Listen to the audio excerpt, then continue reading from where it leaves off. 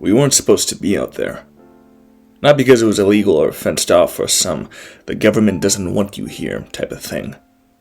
It was just one of those places locals talked about, like it's weather. You don't hike that trail after 4. You don't camp by the creek. If you hear someone calling your name, you keep walking like you didn't. Everyone has a version of why. My friend had all of them saved in his head like tabs he never closed. "Dude," he said, adjusting the straps on his pack. I'm telling you, it's not even a hard trail. It's basically a loop. We're in and out." I stood under the wooden kiosk at the trailhead and stared at the map like it might change its mind and become comforting. Pine Hollow Loop, 3.8 miles, elevation gain, 640 feet. Last water, Sage Creek, seasonal. Below it was the warning board. Weather, ticks, black bears, and a bright red sign that said, "Carry out trash, / no fires, / stay on the trail." Standard stuff. Then lower down, someone had carved into the wood with a key or a knife. The letters deep enough to catch the light. "Don't. Listen." I stared at it a little too long. My friend saw me and smiled like he'd won. "See?" he said. "Haunted. Ooh." "Dude, it's just graffiti," I said. "Graffiti with intent," he replied. Like that was a thing. "Also, my cousin's friend, okay, yeah, I know, my cousin's friend swears he heard a lady crying out here last summer. Like full-on sobbing. And when he went to go and check," "You don't go and check," I cut in automatically. He spread his hands. "Exactly. That's what makes it creepy. That's the point." He said it like we were buying tickets to a haunted house. The thing about my friend is, he wasn't dumb.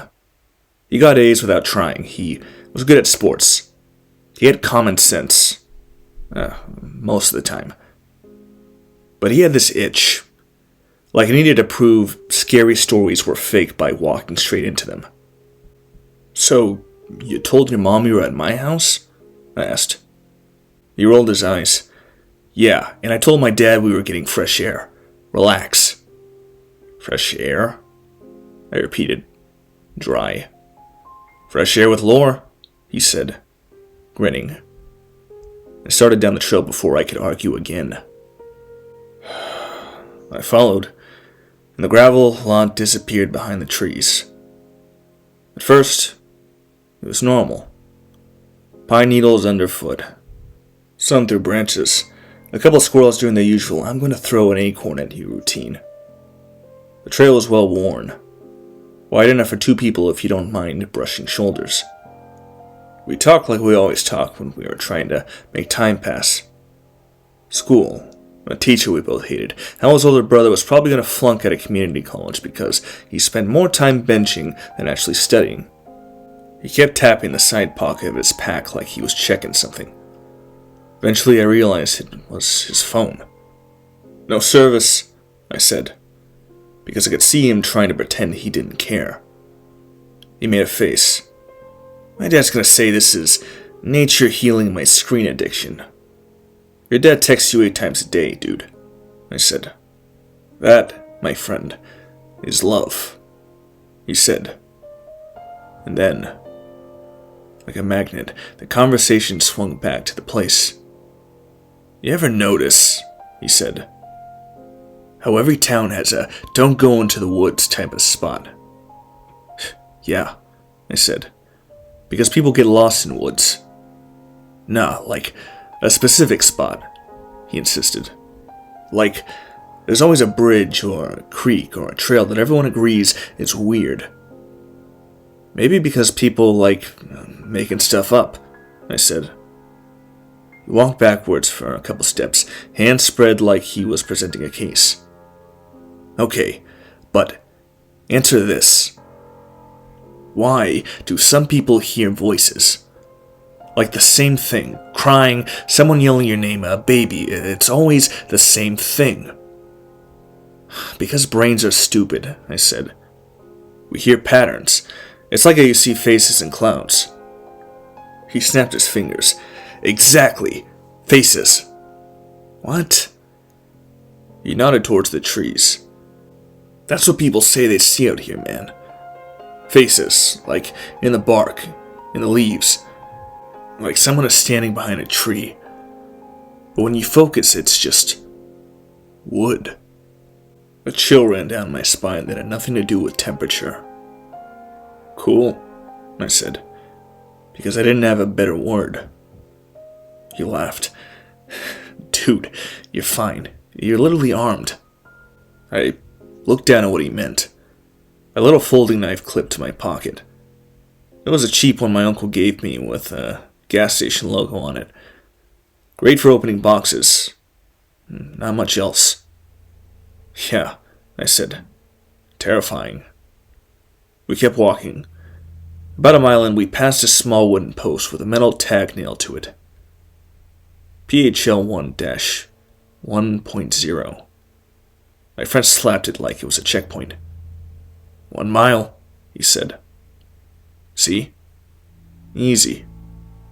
I nodded, but my attention had snagged on something else. A smell. Not rot, not skunk, not bear. Something like wet pennies and old leaves. Like metal left out in rain. It came and went, faint like the woods were breathing it. After maybe 20 minutes, the trail narrowed. The woods got thicker. The air changed. It wasn't colder, exactly, but it felt heavier. Like the wind didn't move here the same way. The sound of our footsteps got softer, muffled by moss and damp earth. That's when I had the first "I'm being watched" moment. It wasn't dramatic, no twig snap, no shadow darting.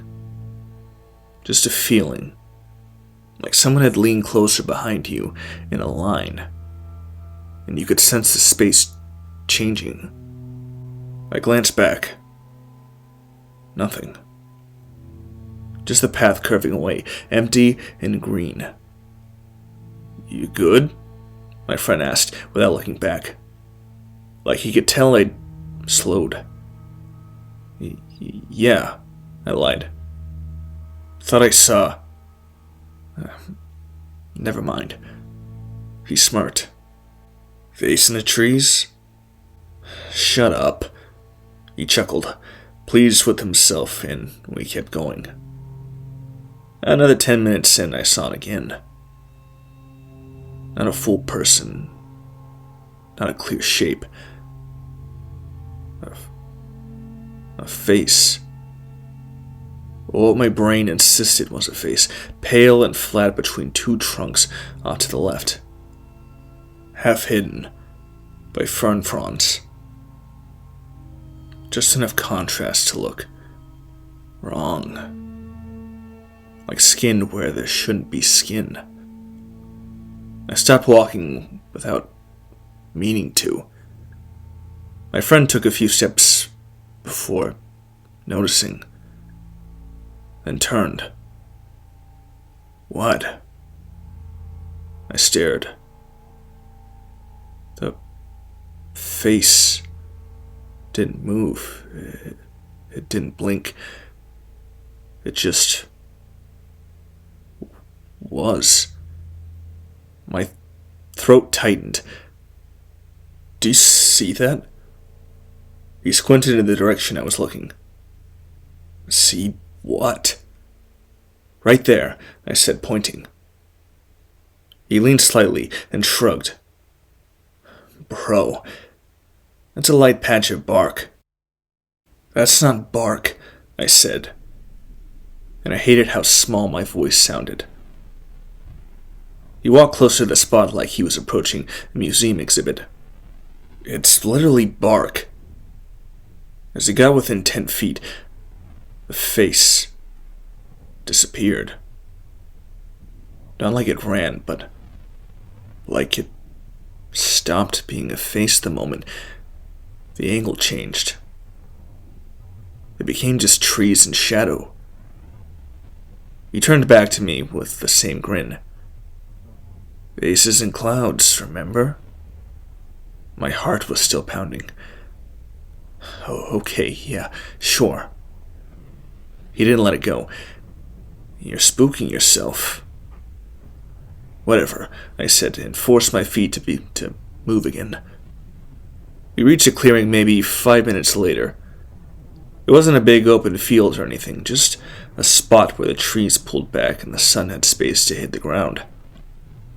There were rocks and a fallen log and a patch of grass that looked weirdly untouched, like no deer had ever stepped there. A second trail marker stood at the edge of it, half tilted. PHL-1.8. My friend dropped his pack with a dramatic sigh. Break time. I hesitated, scanning the tree line. Nothing. Normal woods. I told myself to stop being weird and sat on the fallen log. He pulled out a dented stainless steel water bottle with a bunch of stickers on it. One of those hydro flask knockoffs, and drank like he'd been dying. I had a cheap, crinkly plastic bottle from a gas station. The label itself peeled off because I'd been fidgeting with it. We drank water, passed a granola bar back and forth like we were splitting contraband. And for a minute, I felt stupid for being on edge. The clearing was warm, the sun made little bright spots on my friend's hair. It felt like a normal Saturday again. Okay, my friend said, wiping his mouth with the back of his hand. So, the legend. I groaned. Here we go again. He ignored me. The legend is that this used to be a settlement trail. Like 100 years ago, people would cut through here to get to the old mill. You mean the mill that's gone? I asked. Yeah, he said, undeterred. And there was his family. Again, I know this sounds like campfire, who got lost in a storm and froze out here. The mama screamed for help, and the dad went looking, and he stopped mid-sentence. His face changed. Not scared yet, just confused. What? I asked. He held up a hand like he was listening. I listened too. At first I thought it was my ears adjusting. Then I realized it wasn't that. Everything had gone silent. No birds, no bugs, no wind. Not even that faint leaf shimmer sound you don't notice until it's gone. It felt like someone had pressed mute on the world. My skin prickled. My friend started. A sound came from the woods. Not close. Not far. A scream. And it wasn't a movie scream, it was ugly. It sounded like someone being hurt badly, like pain dragged out into the air. It ended with a wet, choking noise. My friend stood up fast. Don't, I said, grabbing his sleeve. He shook me off. That's a person. Another scream, this one higher. Shorter, like someone couldn't keep it going. My friend took 2 steps toward the tree line. Hello? My stomach dropped. Stop yelling! He turned towards me, eyes wide now. What if someone's getting attacked? And then the scream came again, right on the edge of the clearing. Close. Too close. It sounded like it was coming from behind a tree 10 feet away. My friend spun toward it, and I saw his shoulders go rigid. Because something in the trees moved. Not like a deer, not like a bear. It moved like a person trying to move like an animal. Low, quick, just wrong. My friend stepped back. What? The thing hit him. It came out of the shadows like it had been waiting for the exact moment, like it knew he'd turn around and his body would open up. There was a blur of motion, a heavy impact, and my friend went down hard, the sound of his back hitting the ground, knocking the breath out of me. I stood up so fast my water bottle fell and rolled. I saw it then, not clearly, but enough. Tall limbs. A torso that looked too narrow, a head that wasn't right, like the face was stretched or covered, like skin pulled too tight over something that didn't match. And eyes. Flat eyes that didn't blink. My friend tried to scramble backwards, hands digging into the dirt. The creature didn't rush. It hovered over him for a half second, almost considering. Then it opened its mouth, and the scream that came out wasn't a scream from a woman. It was my friend's voice. It sounded exactly like him, down to the little crack his voice gets when he's yelling too loud. Help me! My blood turned ice because the sound wasn't coming from my friend's mouth. It was coming from the thing. My friend's eyes went wide with realization, and he made a sound like a sob, like his body understood he was already too late. I grabbed my friend's arm and pulled. Get up, I hissed. Get up! He tried. He got 1 foot under him. The creature moved fast and precise. It grabbed him, not like an animal grabbing prey, but like a person grabbing a wrist in an argument.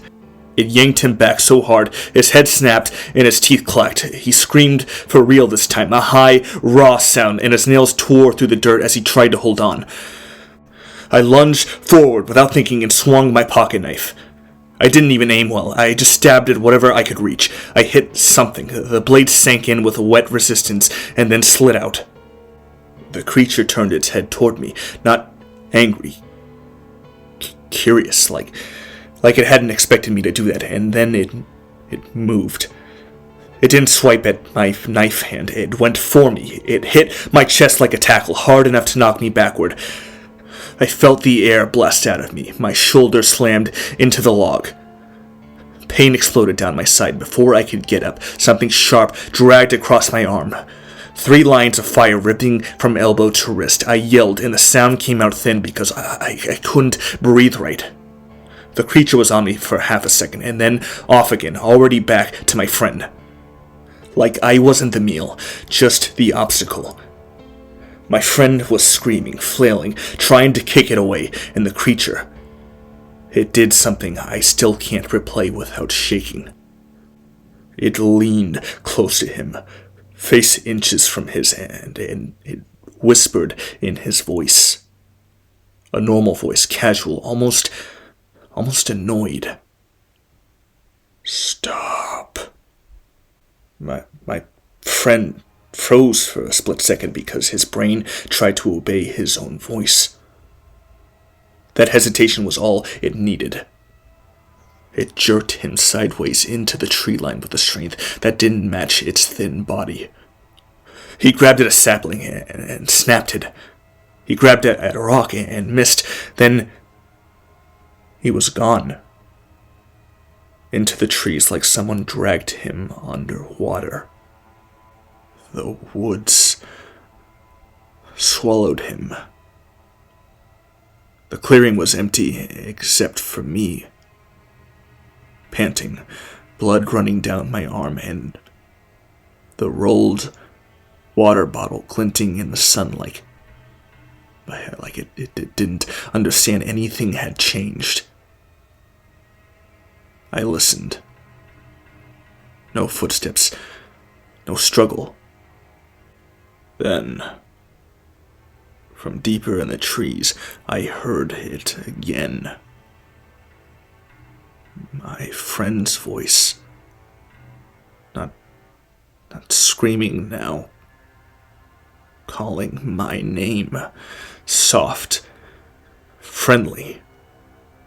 Like he was standing just behind a trunk, waving over like everything was fine. My stomach heaved. I backed up, shaking my head, whispering to myself, "No, no, no." The voice tried again, sweeter. "Hey, man. Come here, I'm okay." I clamped my injured arm to my chest and ran. I didn't care about the trail. I didn't care about staying calm. I only cared about getting out of that clearing and not letting my eyes get caught by the wrong shadow. The woods stayed silent as I ran, like the whole place was holding its breath. Every so often, I'd hear my friend's voice again. Farther now, like it was pacing me from the trees. Sometimes it sounded like him laughing. Sometimes it sounded like he was crying. Once it sounded like my mom. That almost made me stop. Almost. I forced my legs to keep moving until my lungs burned and my vision started to tunnel. I burst back onto that main trail and kept running until I saw the trailhead kiosk through the trees. When I stumbled into the gravel lot, there were people there. A couple with a dog, an older guy loading a bike onto a rack. Normal life. I tried to talk and couldn't at first. My mouth kept opening and nothing came out. And words spilled, ugly and broken, and someone called 911. An EMT wrapped my arm and asked me questions I couldn't answer. Where exactly did it happen? Which direction? How tall was it? What did it look like? I kept saying, I don't know. Because I didn't. I couldn't hold the shape of it in my mind. Every time I tried, it turned into trees again. The sheriff eventually showed up and asked my friend's name. I gave just his first name. My voice shook so badly it didn't sound like mine. They asked if he had a phone, if he had a whistle, if he knew the trails. I kept staring at the tree line, waiting to see a pale face between trunks. I didn't see anything. But when the search team started organizing, when radios crackled and flashlights got checked and people started moving with purposes, my phone buzzed in my pocket. I almost ignored it. My screen lit up. Unknown number. No contact name, just one text. Why did you leave him? And beneath it, an audio message attachment. I didn't open it. I didn't have to. Because before I could even think, my phone speaker crackled. Just a half second of sound. Like it played by itself. My friend's voice. Close and clear. Whispering like he was leaning toward my ear. Come back. I threw my phone into the grass so hard it bounced. Everyone stared at me like I'd lost it. Maybe I had, because when I looked back at the woods, I swear, just just for 1 second, for 1 second, I saw a face in the trees, and it smiled.